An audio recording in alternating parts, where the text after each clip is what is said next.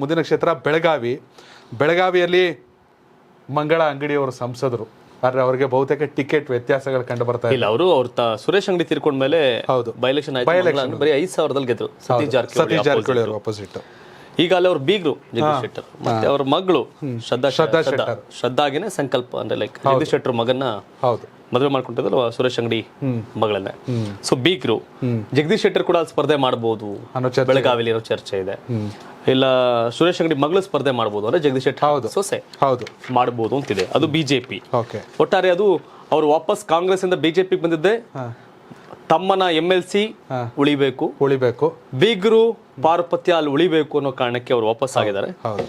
ಇನ್ ಕಾಂಗ್ರೆಸ್ ಇಂದ ಲಕ್ಷ್ಮಿ ಹೆಬ್ಬಾಳ್ಕರ್ ಮಗ ಮೃಣಾಲ್ ಹೆಬ್ಬಾಳ್ಕರ್ ಅವರು ಹಾಗೆ ಕಿರಣ್ ಸದೃಣನವರಿದೆ. ಬಟ್ ಮೃಣಾಲ್ ಬಹುತೇಕ ಟಿಕೆಟ್ ಅನ್ನ ಪಡೆಯೋ ಸಾಧ್ಯತೆ ದಟ್ಟವಾಗಿದೆ. ಹೌದು, ಇಲ್ಲೇನಾಗಿತ್ತು, ಪ್ರಿಯಾಂಕಾ ಜಾರಕಿಹೊಳಿ ಬಿಡ್ತಾರ, ಆಗತ್ತಾ ಅನ್ನೋದಿತ್ತು. ಬಟ್ ಜಿದ್ದ ಆಗ್ಬಿಡ್ತಪ್ಪ, ಸತೀಶ್ ವರ್ಸಸ್ ಲಕ್ಷ್ಮಿ ಆಗ್ಬಿಡ್ತಪ್ಪ ಇಲ್ಲಿ ಅನ್ನೋ ತರ ಇತ್ತು.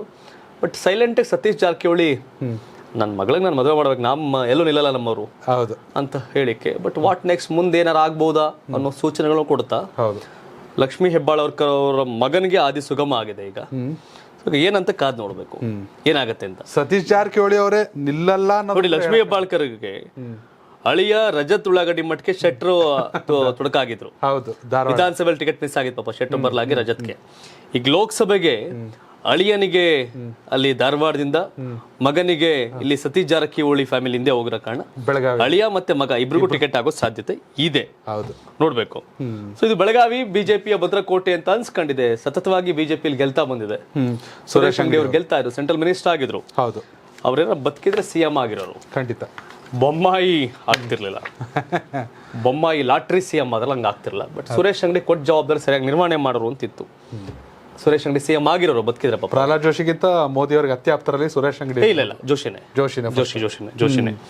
ಬಟ್ CM ಮೆಟ್ಟಿಲ್ ಅಂತ ಬಂದಾಗ ಸುರೇಶ್ ಅಂಗಡಿ ಹೆಸರಿತ್ತು. ಬಟ್ ಅವ್ರು ತೀರ್ಕೊಂಡ್ರು. ಬೊಮ್ಮಾಯಿ ಫೇಲ್ ಗಿರಾಕಿ, ಎಡವಟ್ಟಾಗ ಅವ್ರು CM ಆದ್ರು. ಸೊ ನಿಮ್ ಪ್ರಕಾರ ಬೆಳಗಾವಿನಲ್ಲಿ ಯಾರು ಗೆಲ್ತಾರೆ? ಕಾಂಗ್ರೆಸ್ಸಿಗರ ಬಿಜೆಪಿಗರ? ಕಾಮೆಂಟ್ ಮಾಡಿ.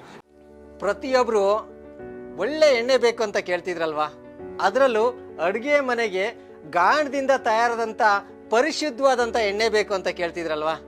ಜೀನಿ ಗಾಣದ ಕಡಲೆಕಾಯಿ ಎಣ್ಣೆ, ಕೊಬ್ಬರಿ ಎಣ್ಣೆ ಎಲ್ಲ ಮೆಡಿಕಲ್ ಶಾಪ್, ದಿನಸಿ ಅಂಗಡಿ ಹಾಗೂ ಸೂಪರ್ ಮಾರ್ಕೆಟ್ಗಳಲ್ಲಿ ಲಭ್ಯ. ಕೇಳಿ, ಖರೀದಿ ಮಾಡಿ.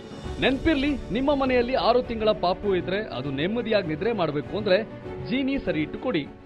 ಬೆಳಗ್ಗೆ ಎದ್ದ ತಕ್ಷಣ ಮಕ್ಕಳಿಗೆ ಏನ್ ತಿಂಡಿ ಮಾಡ್ಕೊಡ್ಬೇಕು ಅಂತ ಯೋಚನೆ ಮಾಡ್ತಿದ್ದೀರಾ? ಮಕ್ಕಳಿಗೆ ಉತ್ತಮ ಆಹಾರ ಅಂತ ಅಂದ್ರೆ ಸಿರಿಧಾನ್ಯದಿಂದ ತಯಾರಾದಂತ ಆಹಾರ. ಗರಿಗರಿಯಾದ ಮಸಾಲೆ ದೋಸೆ, ರಾಗಿ ದೋಸೆ ಹಾಗೂ ಇಡ್ಲಿ, ಪಡ್ಡು, ಉಪ್ಪಿಟ್ಟಿನ ಜೊತೆ ಚಪಾತಿ ಹಿಟ್ಟು ಸಹ ಜೀನಿ ಬ್ರ್ಯಾಂಡ್ ನಲ್ಲಿ ಸಿಗುತ್ತೆ.